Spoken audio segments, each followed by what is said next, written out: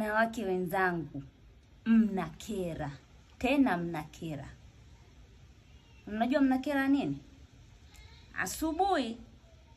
Asubuhi kama unavyojua asubuhi, magari ya asubuhi watu tunagombaniana, tunapambana kupata usafiri kuelekea huko mamijini kuna shughuli zetu.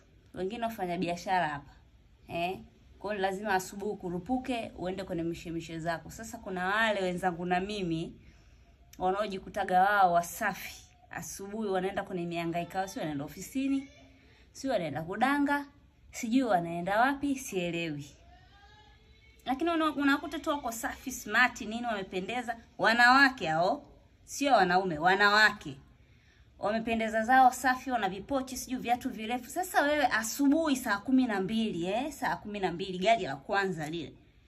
Upo una kiatu kirefu, unakimbiliaje kwanza hiyo gari?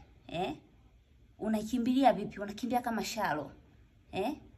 Alafu ukisukumwa unaanza kutoa maneno machafu. Sio nini unanisukuma?